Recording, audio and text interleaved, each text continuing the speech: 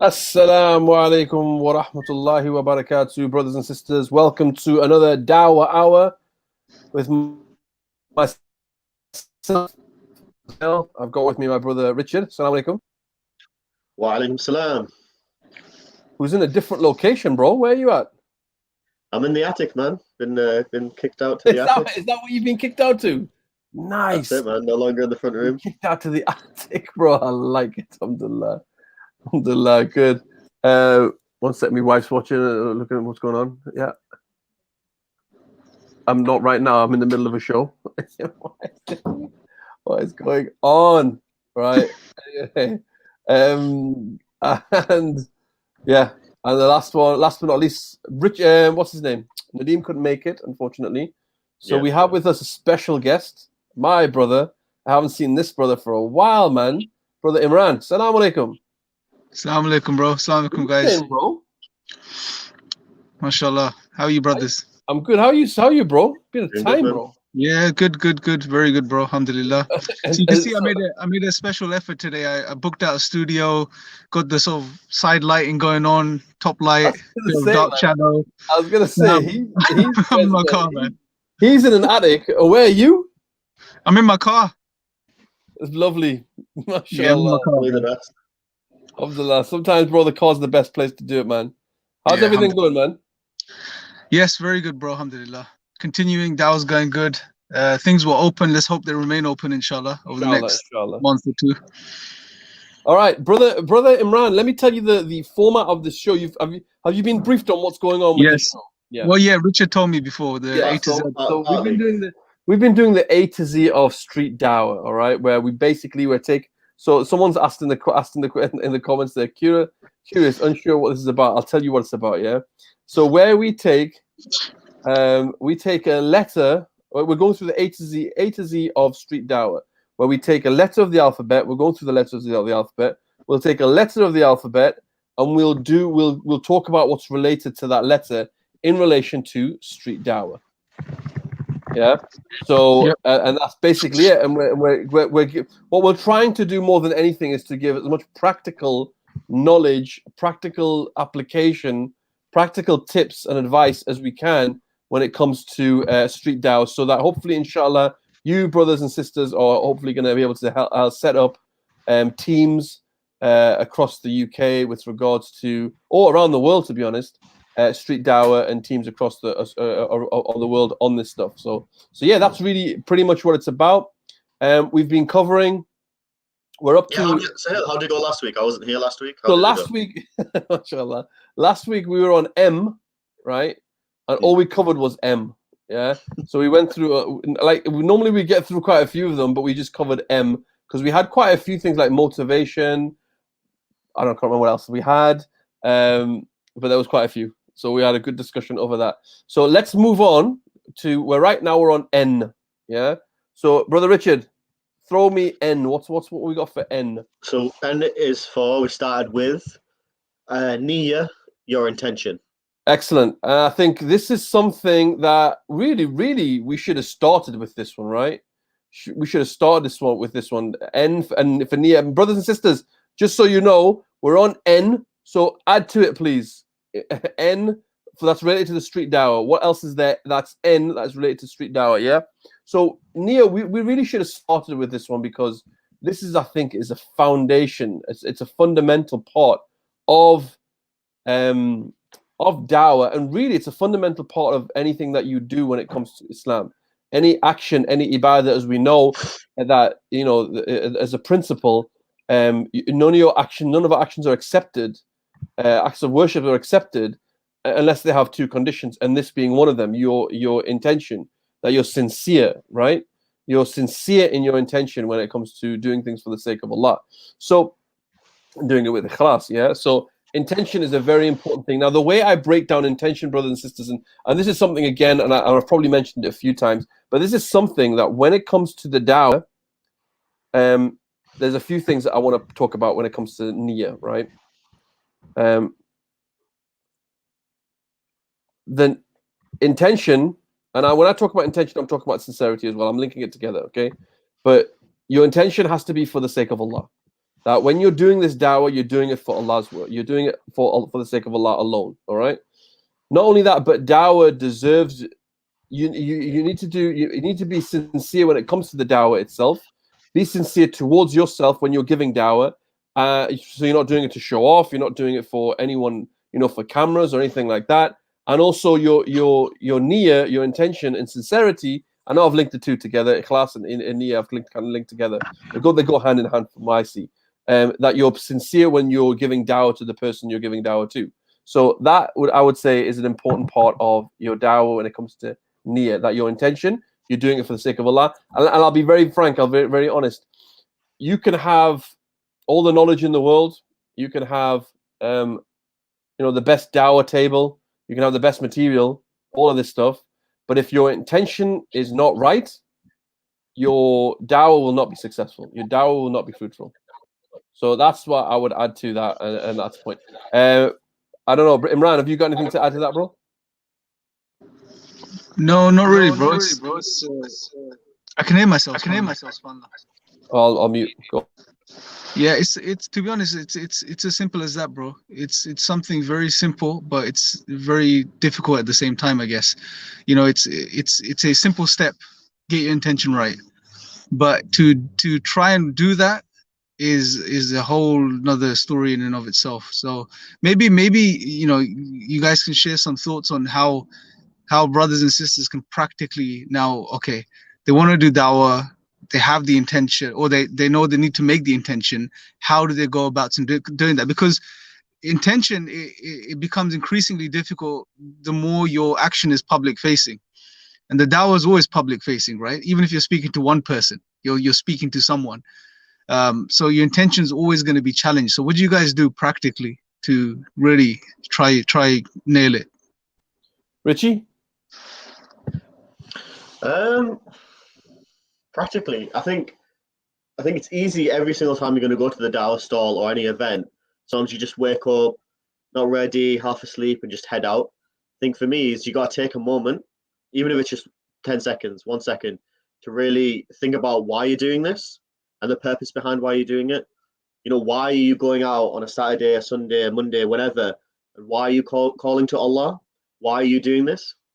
And reminding yourself, even whilst you're doing it, continuously reminding yourself about it. Because otherwise you can sort of become not robotic, but okay, you get up, you head out, you do it. So it's always about, I think, reminding yourself. And I think that comes from, again, spending time in circles of knowledge, maybe spending time in the masjid, maybe increasing on your own knowledge. It always helps you remind. So that's me personally. I think that's what is doing, spending that time to really reflect upon it. I don't say what you do. I'll tell you what I do, Imran. Okay. What? Yeah. When I used to do the dawah, well, I haven't done dawah for a while. Well, I did a few weeks ago. Yeah. But I'll tell you what I do. What I tend to try and do anyway. So if I go on the dawah stall, it'll be like I'm doing the dawah stall for like maybe 2 hours, 1.5 hours, right? I will say to myself, this block of time is Allah's time. Yeah. I'll say this is Allah's time. I'm going to spend it, and I'm saying this to myself. I'm saying this to Allah as well. Ya Allah, this is your time. I'm spending this in your. It's like when you do, and I've mentioned this before as well on a few previous shows. It's like when you go to Tarawih, and you come back after Tarawih, and you're knackered, yeah, because you just stood for like an hour and a half. But in reality, what you've done is you've spent an hour in ibadah, and you've said to Allah, this hour was for you, yeah. I do the same thing when it comes to the dawah.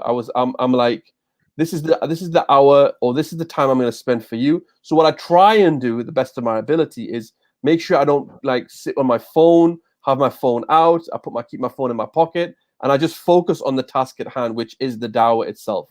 But if I go in with that intention, that for me practically helps me to go, this time period that I'm here, that's for you, Allah. So I think that's my practical do. I don't know if you've got any others, Imran, bro. No, it's similar, bro. I think it's because the reason I asked, because a lot of times it's difficult for people to sort of actualize these concepts, the things that we believe in that are central to our practice. Yeah. Like intention. We talk about intention. It's important to make intention and do it for the sake of Allah. But a lot of times people get really stuck on okay, how do I now practically do that? Especially when it comes to an activity like Dawah, where I'm going to be, it's all, it's in front of people, people are watching. So that's it. Just I think between what you and Richard said, take some time beforehand.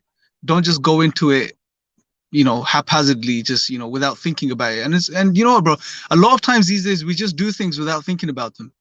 A lot of the things we do even during our days, it's almost like routine. We just don't think, we just do. But when it comes to giving dawah and any other act of worship, we should really take a moment to sort of ask ourselves some important questions, like, why am I doing this? What are the consequences of doing this for the right reasons, and what are the consequences of doing it for the wrong reasons? And just sitting and thinking about it for a while, bro, really helps. It really puts things into perspective.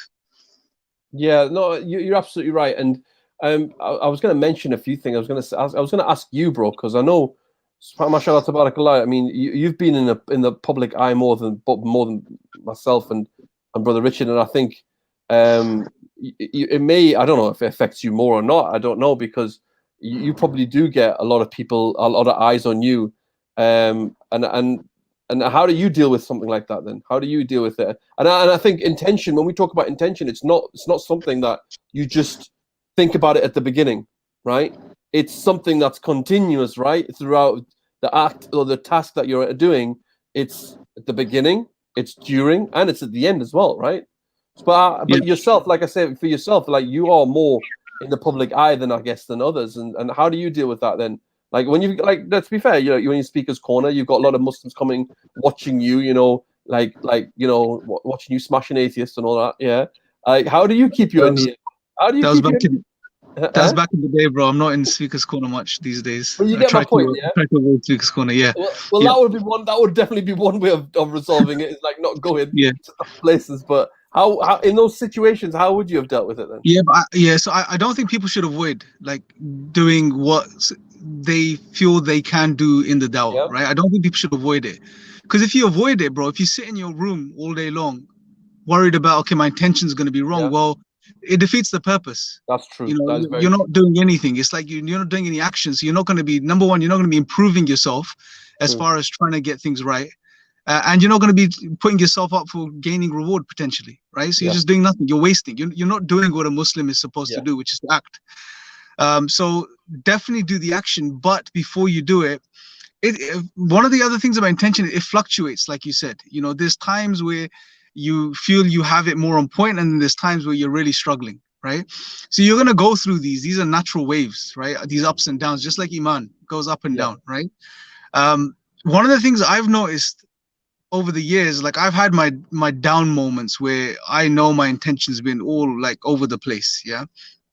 One of the things I've noticed time and again, your intention, look, we're doing it. The idea behind niyyah is you're doing this for the sake of Allah, right? So you're singling Allah out. Now, you can only do something, really do something for someone, even in this world, right? You can only dedicate something to someone if you know them, right? If you know them, and if you have some sort of relationship with them, and ideally if you have love towards them, because love is that emotion that really moves people to do things, and you would say sincerely, right? And even in worldly love, the relationship of love between, it could be between parents and kids, it could be between it could be between husband and wife, whatever the case is. Love it's a very, how do I put it, it's a very pure emotion, whereby when you act in love, it's always honest and it's sincere, right? And you see people going out of their way to do things out of love for people. So, and this is something, when it comes to Allah subhanahu wa ta'ala, we have to love Allah. Ibadah is not just obedience, it's obedience via love, through love, loving Allah and obeying Allah because you love Allah subhanahu wa ta'ala. Love is a key element of ibadah. It's not just obey, that's it. It's just obey and not love Allah. Loving Allah is central. Loving Allah and loving the Prophet ﷺ these are two key things that every Muslim has to have. Now, how do we get that, right? So what I've noticed, long story short, is when you're closer to Allah, if you can really work on your relationship with Allah, draw closer to Him, increase your love for Allah, that automatically, it helps with your intention. Because now you know who you're doing it for. You're doing it for the one you love the most, in the ideal situation. So that's really gonna help with your Yeah. intention. You know? But when you times when you're distant from Allah for whatever reason, those are the times you really feel like, okay, I'm saying I need to do this for Allah, but what does that even mean to me right now? Yeah. Beautiful. MashaAllah, tabarakallah. I wanted to touch on one thing you actually said also is that don't let like temptation be a stumbling block or a barrier for you not to go out and do dawah. Yeah. Yeah. Because that you think, oh, my intention is going to come corrupt. Like, come on, man, we do that. That's life, right? That's everything. That's like saying I'm not going to pray because my intention could become corrupt, right? It's like, no, you know, look, I like the way I've seen it and the way I look at it, yeah, is you're going to be in a battle with Shaitan, regardless whether you like it or not.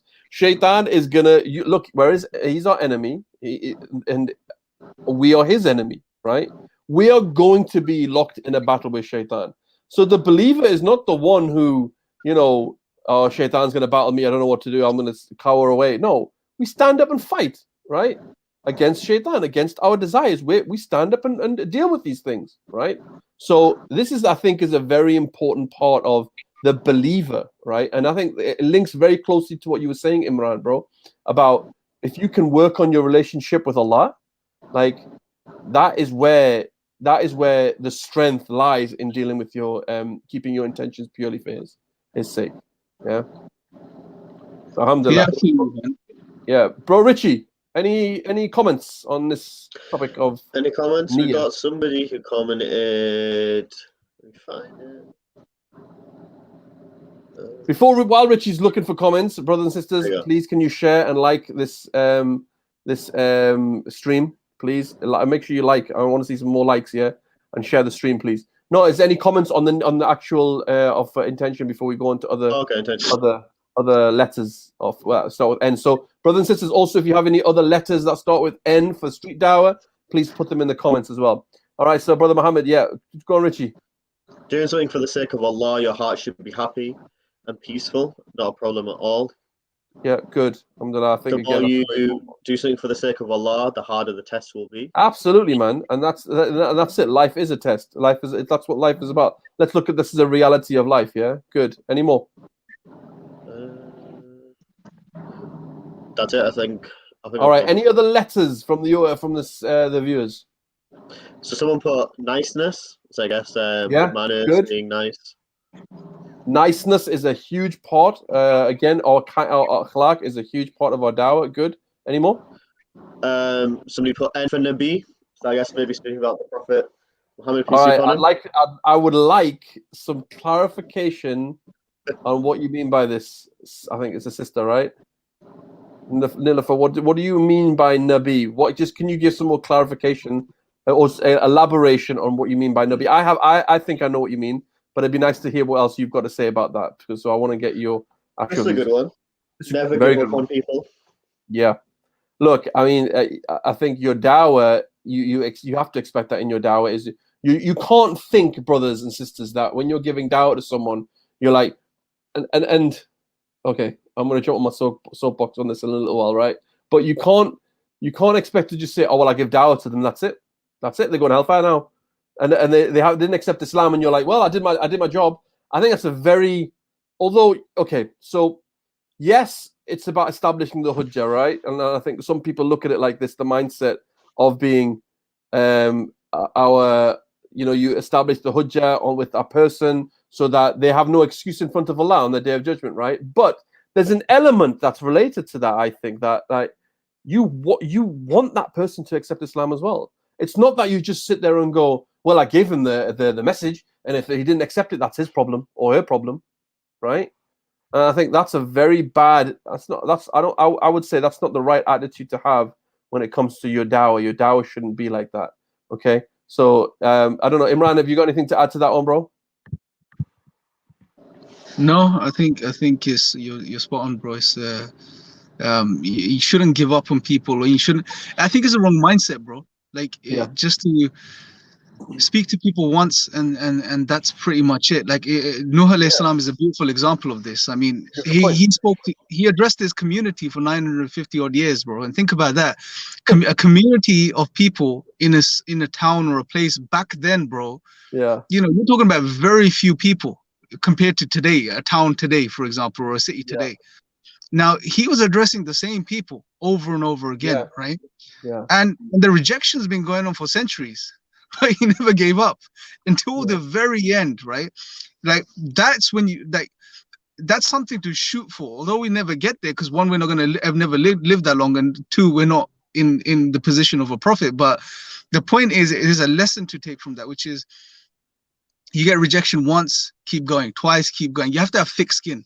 You know, you have to have really thick skin. And if your intention, going back to Nia, if your intention's right, and you're doing this for the sake of Allah, well then, you know, a rejection shouldn't be the thing that puts you off or stops you. Yeah, true. You know, it shouldn't be the issue. How do you deal with rejection, bro? Not in that sense, but in like in the Dawah sense, yeah. How do you deal with like reject when people like don't accept the message that you've given them? Well, here's something I do. Yeah, again, it's in preparation. Going back to what Richard said earlier, preparation is key. And what a part of my preparation is, I go in thinking about the worst case scenario. Okay, what is the worst case scenario? Okay, good. Worst case scenario is these people are gonna ridicule you. They're gonna laugh at you. They may get violent at the very worst, which most people don't. Work with that idea for a little while. Okay, if that happens, so what? Right? Has that prevented me from getting my reward if my intention, inshallah, is correct? No. Right? Has that prevented me from giving dawah? No, because the dawah is to share the message, not to ensure the shahada. So, fine. Become okay with the worst case scenario in your mind. And when you become okay with it psychologically, then you'll notice, I mean, the fear and anxiety disappears because you've accepted, because anxiety and fear stem from the unknown, the future unknown, right? Now, if you always have that fear of the future unknown, then you're always going to have anxiety. But if you can get to grips with the worst case scenario, that's it. There's no more anxiety or fear, you know. But it's, again, you have to sit down and you have to go through these things. You have to really check yourself before you go in. Good. It's what was that? What was the phrase? Expect the worst, hope for the best. Is that it? Yep. Yeah. So it's like that. It's like having, you know, dealing with expectations as well. I think is an important part. But yeah, you always have hope as well. Alhamdulillah. Right. Good one. Richie, next one. Never give up. So this is a good one. So this is like, we've had never give up on people, but then we've also have just don't give up, full stop. Right? Don't think that just because you've done dawah once, that's it. Just you didn't get, look, just because you've done dawah once or twice and you didn't get shahadas, that's not the end of it. Like, if you think, brothers and sisters, that the dawah is all about getting shahadas, like that's your goal, then it's the wrong goal, right? It's a measurement you could use to like have a look at how well your dawah is going, or to work on your dawah. But to be honest, at the end of the day, still guidance comes from Allah, right? But if you think that that is the be all and the end all in terms of a goal, like let's see how many shahadas we get. If we can get loads of shahadas, trust me, it's the wrong way to look at it. And I've given my examples of this before. I'm talking practically from my own personal experience, right? In a week, Discover Islam Week in Newcastle University, I took 25 shahadas, right, in that week. At the end of the week, when I called them all up, half of them didn't answer. Half of them said, no, we didn't accept Islam. In fact, 0 of them stayed Muslim, right? So it's not about like your numbers and thinking about how many shahadas you can get. No, please don't think about it like that. The goal is to share the message of Islam. Whatever Allah decides with the negative people after that is up to them. Is up to Allah, sorry, right? So it's not about that. So, but don't give up. Don't just sit there and go, oh, well, I didn't get any shahadas this week. I didn't get any shahadas this week, the week after week after week. No, it's just not about that. Again, we go back to the story of Nuh alayhi salam as the person who didn't give up. He continued his dawah. And in fact, brothers and sisters, we will have prophets that will come on the day of judgment who will have no followers, right? There's going to be prophets and messengers on the day of judgment that will have no followers. But I'm going to ask you the question, did they do their job or not as a prophet, as a messenger? Did they do their job? Of course they did. Of course, they spread the message of Islam. Their job was to share the message of Islam. So they did their job, but Allah chose not to guide people from that. Yeah. So it's not. Don't be shahada focused. Be message focused. Right, Imran. Yeah, man, absolutely, bro. Like I was just thinking, in the Prophet ﷺ, he never gave up on his community. He, to the point where they almost they were going to, kill him, literally, right? And then Allah subhanahu wa ta'ala inspired him to leave, but he continued, and even through the boycotts and the persecution and everything, he continued his da'wah. So and this is a trait of all of the prophets.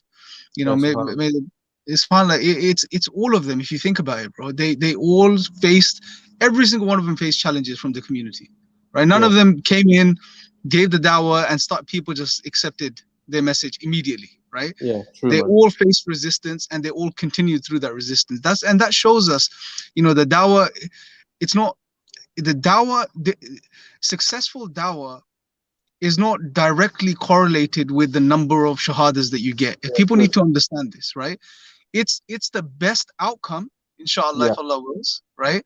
But it's not a direct correlation which tells you, oh, your dawah was bad. So if your number of shahadas is low, your dawah is bad. There's no such correlation. Yeah. The quality of your dawah is determined by your sincerity. That's it. That's the bottom line. And how clearly you deliver the message. Because all the prophets deliver the message clearly to the best of their ability. Yeah, good. So if we can just focus on those things, delivering the message clearly, and that comes with knowledge, right? Having the knowledge about what you're speaking about, and sincerity, that's it. That's all you need to focus. Don't worry about this. Have the aspiration, absolutely, that Allah guides someone through you, because we know the potential reward for that. But never think that has to be a necessary outcome. It doesn't. Good.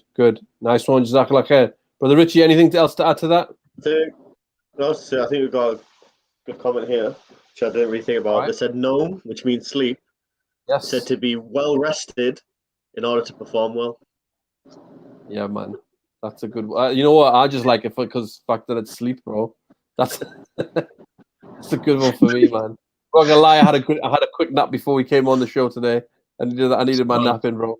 But that's a good one. It's like with anything. And you know what? With the right niyyah, your naum can be ibadah. SubhanAllah. Right? That's it. With the right intention, your sleep can become ibadah. All that time you're sleeping can be ibadah. Because if you're saying that you did it for the sake of Allah, so that you have that strength, that you are well rested, so that you can go and give dawah, that all becomes worship. Amazing. Muhammad sallallahu alaihi wasallam's journey to Ta'if is the best example of never give up and being really tolerant as well. Really good example, alhamdulillah. So we have it in the Asiyah, we have it in the seerah of how the Prophet ﷺ was resilient. He didn't give up. Any other comments? There was one before I saw. I think the sister answered what she meant by Nabi. Yeah. Okay. Yes, that's right. Nabi meant our Prophet. Go.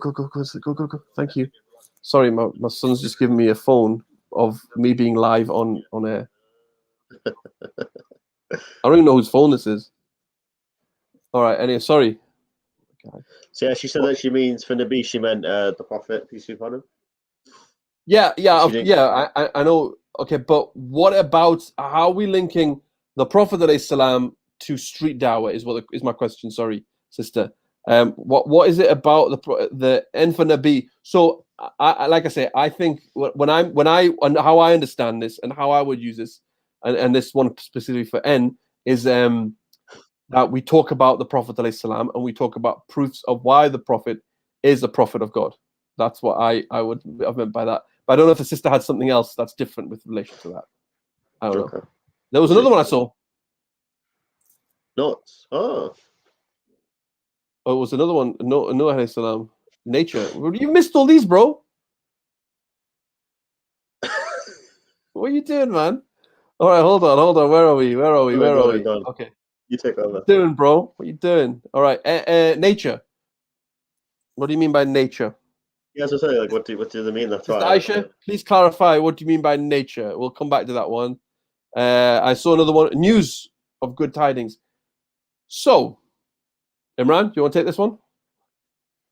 No, go ahead, bro.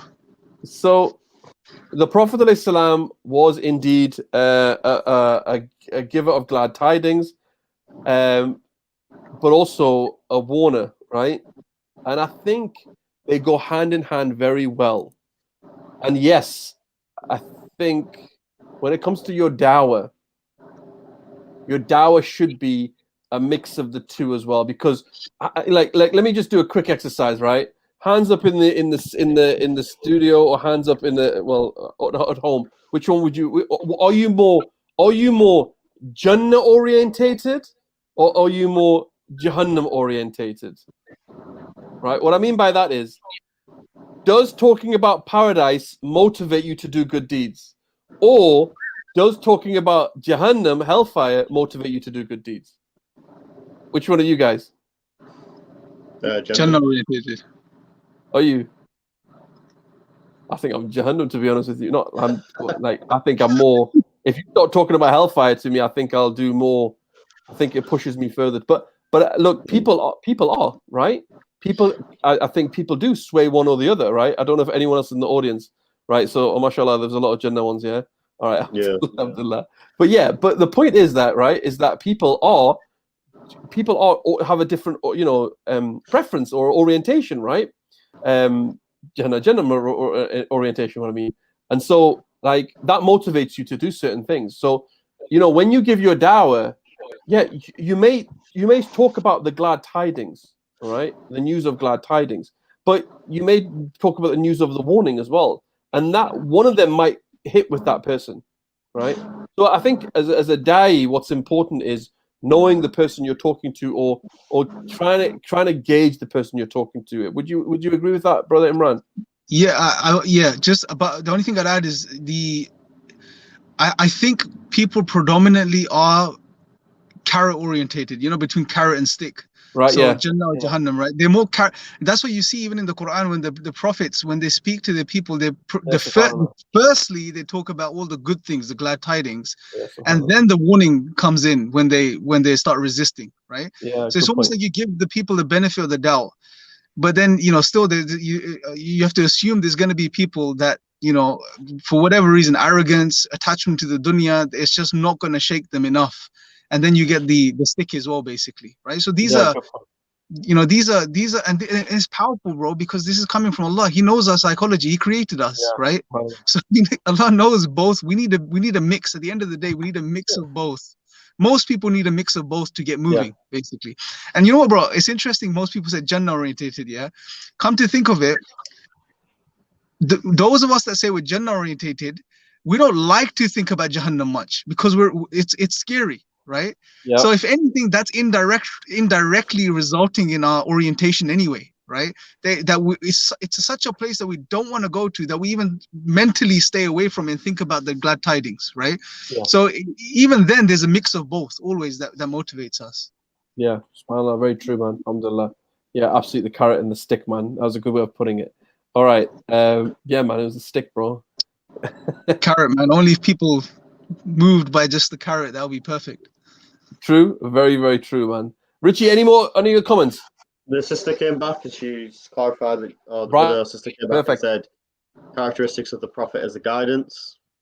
Yes. Look, I mean, again, yeah, absolutely. When you're giving your dawah, especially for street dawah, take on the characteristics of the Prophet ﷺ, how he was, how his actions were, and yeah, absolutely a massive part of your dawah in your street dawah. Very good point, sister. Thank you very much for that clarification. Excellent. Big up to yourself too, Lala Ruh. All right, good. Well, I had one which was Nasiha, which was right. Good. Let me come to you now, Richie. What you had? You had what? Sorry. Nasiha, like advising one another. Okay, are you talking about advising the dawah team within each other, or are you talking about Nasiha to the non-Muslim? I'd say both. I say advising, the brothers and sisters on, in the dawah, advising one another about, how we're doing things and things like that, as well as sincerely advising, I guess, who you're speaking to, I guess, being in the moment, truly trying to advise them and speak with them, not just, I don't know, reading from a script. Yeah, it's a good one. Honestly, bro, I mean, I remember, I always talk about the car dawah, yeah? the dawah in the car, right? When you're with one-to-one with a person, it's like a very intimate moment, and you can really have a good conversation with someone. And really, like, you know, that nasiha. I remember there's a time when I spoke to someone, and I was it was very like sincere. It was very like it was real. It got really real. It's like, look, you know, I want good for you, you know, and I believe Islam will be good for you. And I mean, he didn't accept. He knew it was true, but he didn't accept. But subhanallah, I think nasiha is a massive part when it comes to your dawah, because what's the phrase? What comes from the heart goes to the heart. If you're sincere and you really say it from the heart, it will penetrate that brother, the person's heart. You know, that brother or sister, a non-Muslim that you're talking to. So yeah, good one. Any more, Richie? You've got any more? I think a lot of them have been said, to be honest. Okay, good. You know. Imran, any ends? Have you got any ends for street dawah? Nothing else is coming to mind, bro. All right, cool. Nah, nothing else. All right, let's move on, bro. Element O. Always four. Always four. We put organization or organizing yourselves. Good. All right. So, subhanallah, yeah. When it comes to street dawah, brothers and sisters, we're talking practically here, right? Is that you need to be organized. Subhanallah, look, the dawah deserves the best, right? The dawah deserves the best. And we should be organized. Like, we go to our work, we're organized in our work. We're organized even before we start work, what we're going to wear, how we're going to dress, how we're going to get there. We're organized. Well, most of us are, right? But we're organized. We're organized when we get to work. We're organized when we come home, right? We're organized when you're doing your exams, right? But what about the dawah? Does the dawah deserve that we just rock up on the dawah stall, or in the doing street dawah? Doesn't matter what we're wearing, what we're doing, we just rock up without any preparation or anything. No, of course not. The dawah also deserves us to be organized, okay? And I'll give some practical tips on that, inshallah, in a bit. But I'm going to come to Imran, and maybe Imran's got some practical tips when it comes to organization. What do we mean by organizing ourselves when it comes to the dawah? Right, Imran, have you got anything to add to that one, please? Yeah, everything, man. Like like you said, bro, it deserves the best. You know, so imagine you working for, if you landed a job with, say, Apple, right? Yeah. Or Samsung, or one of these big companies, Amazon or whatever. And it wasn't any job, you know, you were going to be their chief representative, basically, the front facing guy, basically, of the company, the face of the brand. Yeah. Now, imagine landing such a job. Now, it will almost be fitri, bro, for you to make sure that you are organized from your physical appearance to what you're going to say, how you carry yourself, you know, and all of these things. Yeah, you would make sure all of these things are in place. Why? Well, because you understand the importance of the role, you understand the opportunity you've been given, how fortunate you are. You know, you value it, basically, right? So if that's the case with all of these worldly occupations and amazing things that we may consider amazing, what about the dawah? You know, this is literally the best job in the world, right? Period. Then, well, if we understand the value of giving dawah, well, then what if we're not organized? Well, then something's not right somewhere in our chain of or trail of thinking.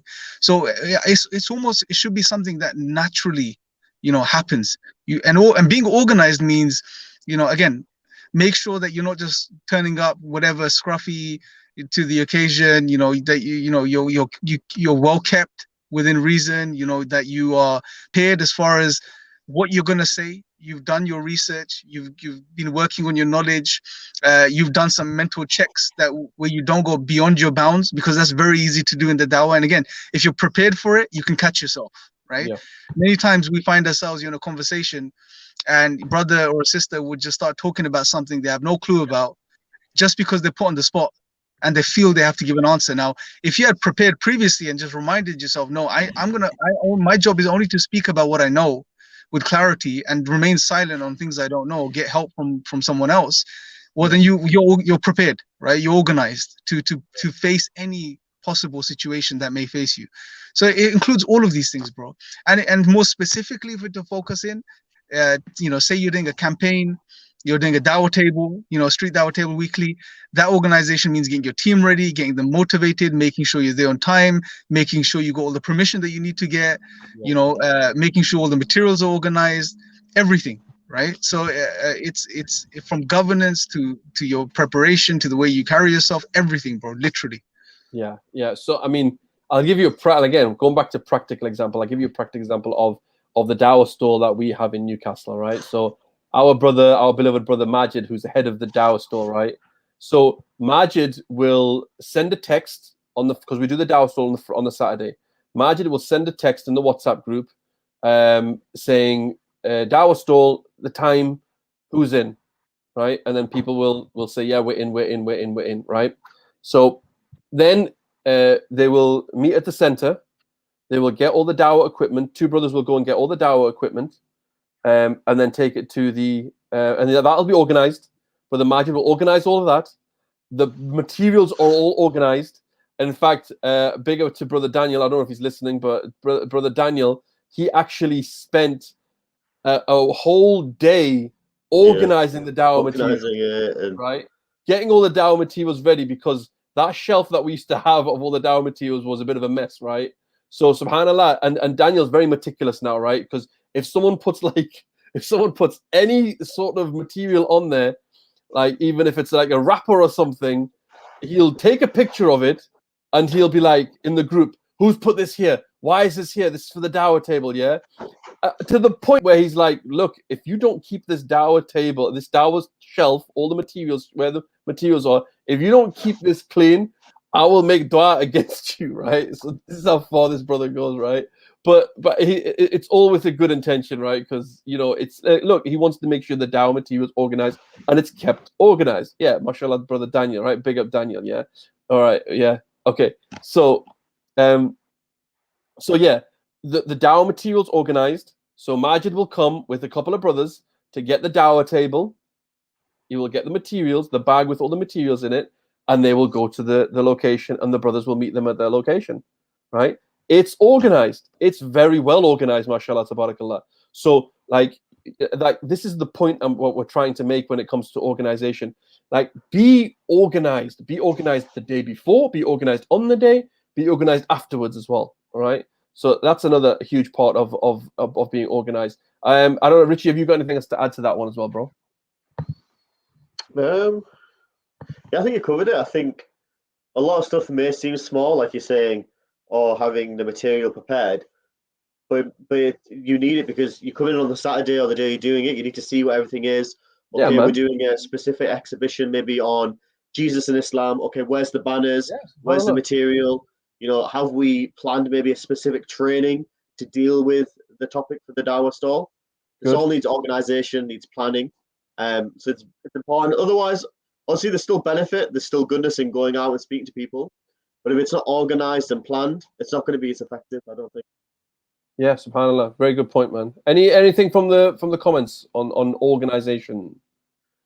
Organizing by having experts on certain topics.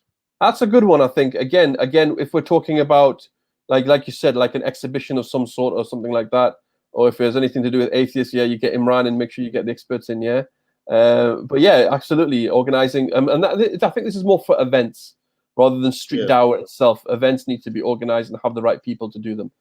Yep, Dawah deserves the best to be competent and successful. Yeah, you need to be organized 100%. Yeah. Sorry, any more? On organization, no, but we've got other comments for other All right, ideas. give me some more O's, brothers and sisters. Bring your O's now. O's for street Dawah. What are your O's for street Dawah? What you got, bro, Richie? Anyone in the comments? We've got be open with the person you're giving Dawah to. So be open with them, not closed off.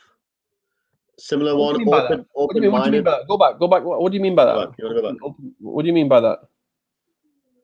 Be open to the person you're giving Dawah to. What do you mean by that? Or what do you think it means by that? I think be open, be like relaxed, engaged. Oh, right, okay. Yeah. Like be welcoming type of thing. Be welcoming, is that type of thing as well? All right. Sister Amal put open-mindedness. Keep an open mind when dealing with difference of opinion and convictions. Good. I think that is a huge part of Dawah, as always, as all the comments that you've mentioned. The reason I say that's a huge part of Dawah is because you can't be so close-minded in thinking.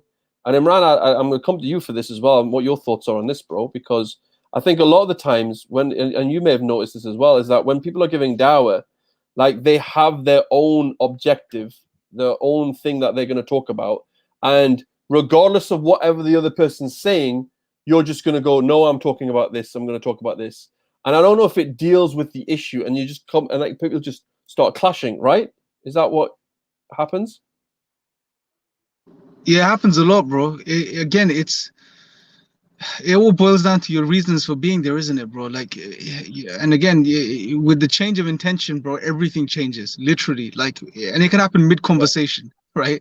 Where your intention shifts and everything goes with it, basically. And then you're now talking to that person or talking over that person, listening to them, and therefore you're not addressing them, which is a big problem, bro. And this is why even in the Go Rap, when we teach the Go Rap, we're like, this is a structure for you to ensure that you stay on track. Yeah. But there's going to be situations where you're going to have to sway away at times and then come back. You can't be rigid in your dawah, because every single person is different, bro.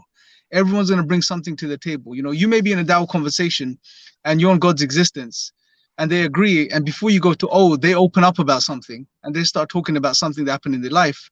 You're not going to ignore that now and go to because that may be a clue for what's going to work with that person, So I guess in a way is another which is you have to be an opportunist in a positive sense, which is okay, if they're giving you something, that's key information. They're telling you something which is personal to them.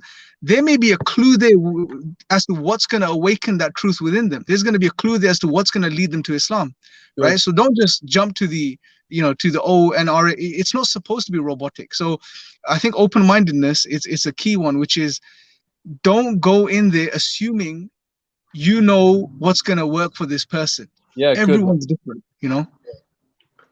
I like that. Good, alhamdulillah. Richie, any more? Observe. Maybe they can clarify what they mean by that. What do you think they mean by that, Richie? I think it's just being aware, I guess, of who you're speaking to, maybe their background. Exactly like Imran's saying, the points that they're talking about may be relevant to why they're not accepting Allah's existence or Islam. That's how I do it. Please clarify, elaborate. Sorry, not clarify. Elaborate. What do you mean by observe? Because, let me give you something. Let me just add to observe, right? So, especially for newcomers, right? Especially for and this is a good tip, practical tip for the street dawah. If you're new to the street dawah, if you're new to the street dawah, then sometimes you don't want to go head first, right? So, observe some of the more senior members, more experienced members on the dawah stall, just for a few, maybe for one or two occasions, one or two sessions, and then you can start getting into it. But if you're like the type of person who just likes to get stuck in, by all means get stuck in. But observation was a good way to start when it comes to the dawah stall. You do have online videos as well of different places, but I would say when you want to observe, I would say observe real street dawah settings as opposed to, and again, I'm not knocking the Hyde Park stuff or the Speaker's Corner, but it's a specific type of style of dawah or it's a specific, I don't know, how would you describe it, Imran? It's a specific environment, bro. So it's it's gonna, and it is what it is. There's some benefit there, but then it's not the ideal. Like the one thing I always say, and I think people need to understand, when you think of dawah online, you go to YouTube, most of the times you'll see Speaker's Corner videos that's pushed by the algorithm and they're very popular and people watch them. This is not dawah as it is in 99% of the places across the world, right? When it comes to teams engaging with the local community, etc. This is a novel situation, right? Where is an environment which is designed for people to come together and debate and discuss and do all of this type of stuff, right? So don't expect, if you live in, say, in somewhere in Asia, And don't do this. Don't take the same approach you see the brothers taking Speaker's Corner with your local, milkman or your local baker. Yeah, just take it easy, and you're supposed to be, all of the stuff we cover in our training, have best of characteristics, best of manners, relax, be open-minded. A lot of stuff we were talking about today. Listen to people, engage with people honestly, authentically, genuinely. Be concerned about them. So yeah, that's something people need to really understand, because it's hard, bro. When you're online, you're watching this stuff, and you haven't yet got involved in Dawah, it's very easy to fall into thinking that this is the epitome of Dawah. This is how it's supposed to be. It's not. On that note, brothers and sisters, just so you're aware, we will be going live on our Dawah store on Saturday, inshallah, if I can get there. Cool. Truth matters. Is Johnny there? I'm supposed to do the live. Is Johnny going to be there? Love Guru. I think Johnny's working, man. Johnny's working all the time, man. That kid, man. But anyway, missing his loving energy, bro. I know, man. He was here last week. He was on last week. SubhanAllah. I missed him, man. There it is. Cool. Truth matters clarified a bit more what they meant by open. Right. Got it. They meant to be honest. Yeah, good point. I mean, I think your Dawah, you've got to be honest. Don't be like making lies or anything like that, especially about Allah and His Messenger. Yeah, next. Opportunist, that good. Imran mentioned. That's a good one. Yep. Opportunity, similar. Yeah. It's about Dawah in general. Well, yeah, I think opportunity, it's all about finding the opportunities to give Dawah. And yeah, look, this is a good one, because it's like, don't just think Dawah is just for the street Dawah, right? When you've got a table on a Saturday, don't think that you're restricted to giving Dawah only at this time and space, right? Like, imagine you're sitting on a train or on a bus or somewhere, and the conversation of Islam comes up to you with someone next to you, and you're like, no, it's not a Saturday, it's not 1 o'clock, I can't give. I'm not doing Dawah here. No, of course not. Of course, like Dawah is, you find the opportunities to talk to about Islam. And if you brought, like, brothers and sisters, if you find any opportunity that Islam comes up, like, take that opportunity, man. Just take the opportunity to share your religion. It's not difficult to just share like a little bits and pieces, especially about who Allah is, etc. Take that opportunity, man. SubhanAllah. Absolutely. Yeah. Any more? That's all. That's all I caught. Lots of comments about what we've been said, but no, that's it. All right. Good. Alhamdulillah. Look, I think that's a good way to. It's a good place to. There's one more, bro. I want to mention quickly. Go on. I think ownership is very big as well. Ooh, nice. Yeah, taking ownership of yourself and the Dawah you're doing, basically. And what I mean by that is, firstly, it's responsibility, basically. Be responsible and take ownership of what you're going to do, why you're going to do it, right? And if you're leading the team or the table, or whatever the activity is, then take ownership of that situation. Because it's very easy what we do these days, bro. As soon as something goes wrong, we find the first person to blame, right? It's not going to get you anywhere, right? So you have to take ownership. If you're leading it, then be prepared. The things may go wrong, things happen sometimes, and then you have to be responsible for it and be prepared for that. Is also ownership is key, I think. Taking responsibility for your activity. Absolutely. And if you're given responsibility, take that responsibility, like I have for live streaming on Saturday, inshallah. The sister says, yeah, I've repeated what you said because I thought it was good. My one for O was Omen. Okay. Omen. Okay. I'll give you an O. I'll give you an O. O for oneness. For the Go Rap. Check out the Go Rap. Yeah. Oneness meaning talking about who Allah is. Me keeping your Dawah Tawheed centric, Tawheed focused. Talk about the oneness of Allah in your Dawah. That's all part of your Dawah. There's a comment here, brothers. Sister H, who was here last week. Sister, Assalamu alaikum.